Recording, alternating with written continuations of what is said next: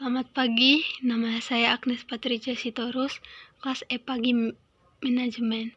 Saya akan menjawab pertanyaan pra-UAS, mata pelajaran Ekonomi Makro. Jelaskan bagaimana perubahan suku bunga dapat mempengaruhi permintaan uang di masyarakat sehingga mengakibatkan perubahan terhadap kegiatan ekonomi. Suku bunga sama dengan harga uang. Kalau misalnya harga uang naik, maka masyarakat enggan untuk meminjam uang ke bank.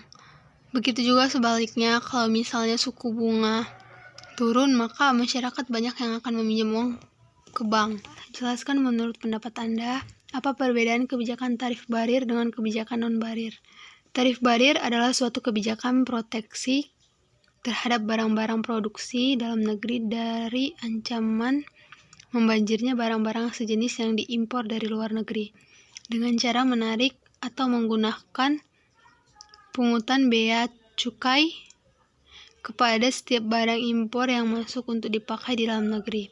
Sedangkan non-tarif barir adalah kegiatan perdagangan selama bea masuk yang dapat menimbulkan distorsi sehingga mengurangi potensi manfaat perdagangan internasional.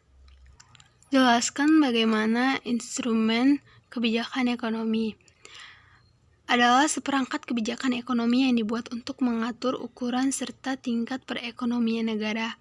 Kebijakan ini adalah tindakan yang terukur untuk membantu mengatur variabel makroekonomi seperti inflasi ataupun pengangguran.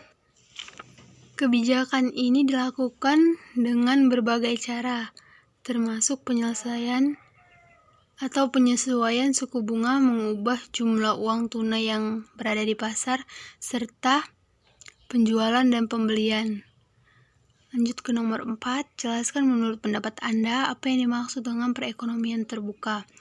Perekonomian terbuka adalah perekonomian yang melibatkan diri dalam perdagangan internasional seperti ekspor dan impor, barang dan jasa serta modal dengan negara-negara. Kegiatan ekonomi tersebut bisa dalam bentuk perdagangan produk barang dan jasa ataupun pertukaran teknologi dan sebagainya.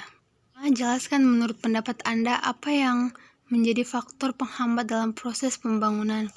Menurut saya, penghambat dalam proses pembangunan adalah 1. Pembangunan produk dan tingkat pendidikan yang rendah. 2. Perekonomian bersifat dualistik. 3. Tingkat pembentukan modal yang rendah. 4. Struktur ekspor berupa bahan mentah. 5. Proses sebab akibat kumulatif. Sekian video ini dari saya. Terima kasih. Selamat pagi.